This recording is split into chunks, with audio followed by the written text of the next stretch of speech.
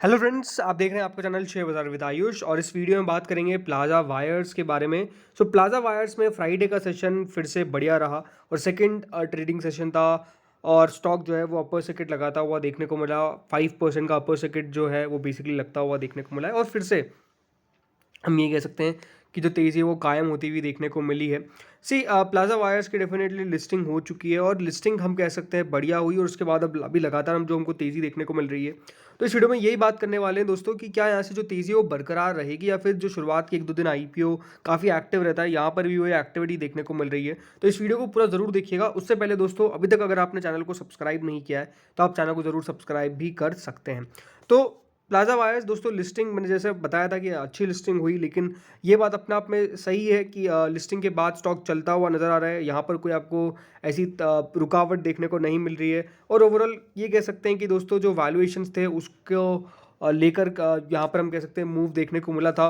और अपसाइड पे IPO list भी हुआ, लेकिन अब ज़रूरी ये है कि स्टॉक कितना चल पाता है, क्योंकि देखिए हमेशा एक लिस्टिंग के बाद ये एक तरफ बहुत बार स्टॉक जाता हुआ नजर आता है, या तो अपसाइड पे या तो डाउन साइड पे। लेकिन मेजरली अगर मैं बात करता हूँ प्लाजा वायर्स की, मैंने पहले भी जो पिछले वीडियो में बात की थी प्लाजा वायर्स के, तो एक बात आपको कहा था कि दोस्तों ये जो पूरी इंडस्ट्री है इसके ऊपर आपको नज़र रखनी पड़ेगी, बिकॉज इस इंडस्ट्री के अंदर जिस तरह की ग्रोथ है वो आई थिंक कैप्चर करने की कोशिश हर कंपनी करती है।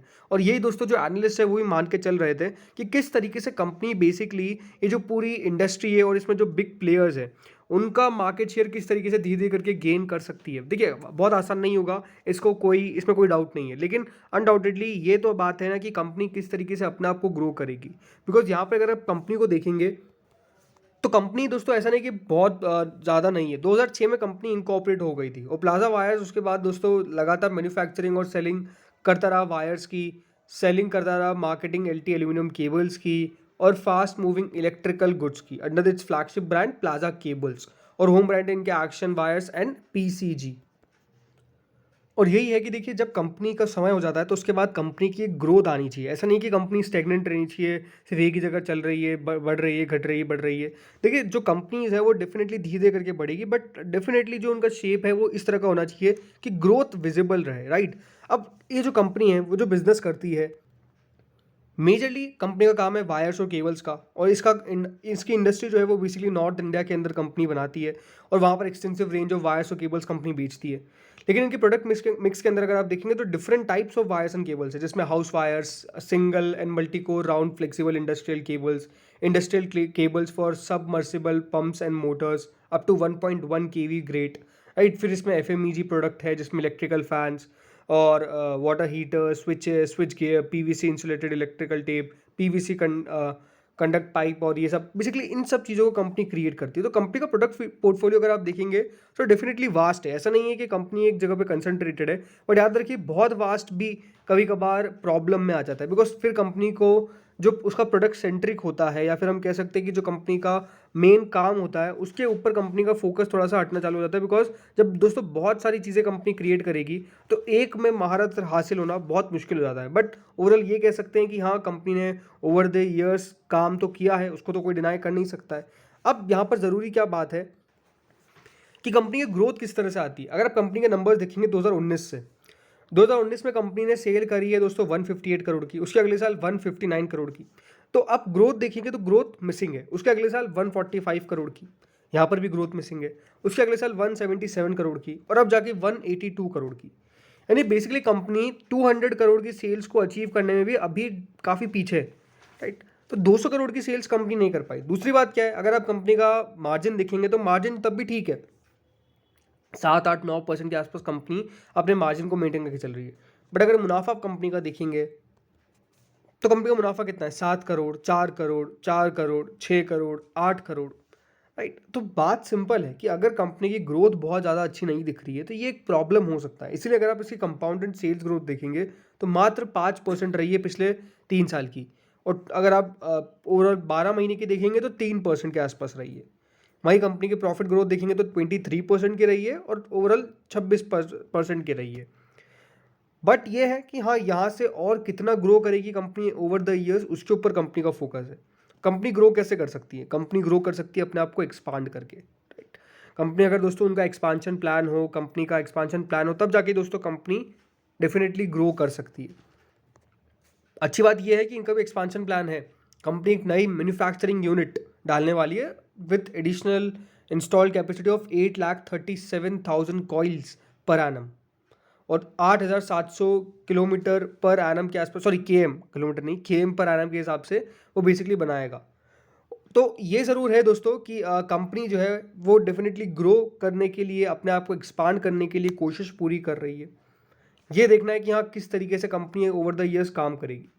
देखिए कंपनी का जो रेवेन्यू है वो ऑलमोस्ट 94.5% इनको वायर्स और केबल से आता है, और इनके जो एफएमईजी प्रोडक्ट है उससे मात्र 1.5%।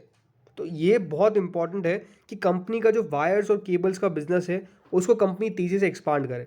एक्सपांड कर रही है, ये बात भी अपने आप में सच है, लेकिन और तेज़ी से। हाँ, हो सकता है कि देखिए शुरुआती ईयर्स कंपनी के बहुत ज़्यादा ग्रोथ नहीं देखने को मिली, बट आने वाले सालों के अंदर कंपनी ग्रो करे तब जाके तो एक इन्वेस्टर का पैसा बनेगा। और कह सकते हैं इनके ब्रांड्स भी ठीक है, मतलब कंपनी ने 2021 में दोस्तों एक नया हाउस वायर ब्रांड लॉन्च किया था, action wires for product in economical price. तो कंपनी का ये भी है कि हाँ किस तरीके से इकोनॉमी क्लास के ऊपर कंपनी की नज़र है, इसीलिए दोस्तों एक्शन वायर करके कंपनी ने एक नया ब्रांड खोला और उस ब्रांड को डेफिनेटली ग्रो करने की कोशिश करेगी। तो ये चीज़ें हैं जिसके ऊपर बेसिकली आपको नज़र रखनी है। बाकी अगर आप कंपनी का पूरा ज्योग्राफिकल प्रेजेंस देखेंगे तो कंपनी सप्लाई करती है वेरियस स्टेट्स के अंदर अपने प्रोडक्ट, जिसमें दिल्ली, उत्तर प्रदेश, हरियाणा, केरला, राजस्थान। और इसमें दोस्तों जो कंट्रीब्यूशन है जिसमें दिल्ली का 75.74%, फिर मतलब सॉरी, ये जो सारे स्टेट से कंट्रीब्यूशन है FY23, 22, 21 के अंदर, 21 के अंदर था 81%, उसके बाद दोस्तों 78.53% हुआ, और अब अगर आप देखेंगे तो 75.74% है। तो कंट्रीब्यूशन डेफिनेटली थोड़ा थोड़ा कम होता हुआ देखने को मिल रहा है। कंपनी ने अपने आप को पूरे एक्सपांड तो कर रखा है 31 स्टेट्स के अंदर और यूनियन टेरिटरीज के अंदर, बट ये है कि हाँ यहाँ से और कितना ग्रो करेगी, बिकॉज जो कंपनी का मेजरली ये जो आईपीओ का पैसा जाएगा वो कैपिटल एक्सपेंडिचर में जाएगा, इनकी वर्किंग कैपिटल रिक्वायरमेंट में जाएगा और जनरल कॉर्पोरेट पर्पसेस के अंदर जाएगा। तो ये है कि कंपनी ज़्यादा तो अभी अपने केपेक्स के ऊपर जो आईपीओ से कंपनी ने पैसा लिया है उसको खर्च करती हुई नज़र आएगी। तो इस कैपिटल एक्सपेंडिचर को कितना सही ढंग से यूज़ होगा वो हमको आने वाले दिनों में पता चल जाएगा। अब बात करते हैं स्टॉक की। तो मैं हमेशा एक बात कहता हूँ कि देखिए जब भी कोई कंपनी लिस्ट होती है तो उसमें थोड़ा सा वेट एंड वॉच करना चाहिए। रीज़न सिंपल है कि देखिए जब भी कोई आईपीओ लिस्ट होगा तो थोड़े दिन वो स्टॉक आपको ज़्यादा चलता हुआ देखने को मिलेगा, नॉर्मल एक्टिविटी ज़्यादा रहती हुई नज़र आएगी। रीज़न सिंपल है कि देखिए लोगों का इंटरेस्ट रहता है और उस इंटरेस्ट में काफ़ी लोग फंस जाते हैं और काफ़ी लोग डेफिनेटली निकल जाते हैं और बच जाते हैं। बट मैं आपको ये कहूँगा कि यहाँ प्लाजा वायर्स के अंदर भी सिंपल बात है, अपर सर्किट लग रहा है, ये सबको अच्छा दिख रहा है, जिस दिन लो सर्किट लगेगा सबको बुरा लग जाएगा। तो मेरा मानना यही है कि वो अपर सर्किट लोअर सर्किट के चक्कर से बचना है तो डेफिनेटली वेट करना है। वेट किसका करना है? वेट करना है कंपनी के नंबर्स का। अब ज़्यादा समय नहीं है दोस्तों जब कंपनी अपने नंबर्स पेश करेगी।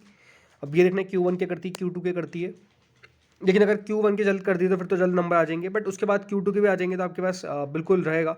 तो ये है कि कंपनी कितना ग्रो करी वो हमको पता चल जाएगा। तो आई थिंक वो फैक्टर बहुत इंपॉर्टेंट है। बाकी यही है कि अभी वेट करिए नंबर्स आने का, उसके बाद डेफिनेटली देखिए, क्योंकि एक बात आपको समझ में आनी चाहिए कि दोस्तों कंपनी कितने दर से यानी कितने परसेंटेज से ग्रो कर रही है, भले वो क्वार्टर ऑन क्वार्टर हो, भले वो वाई हो। अगर हमको वो पता चल जाता है देन डेफिनेटली सही डिसीजन आपका लेने में सही बनेगा कि इसको बाय करना है कि सेल आउट करना है। तो इस वीडियो में इतना ही था, देखते हैं मंडे को क्या होता है। Thank you friends for watching this video.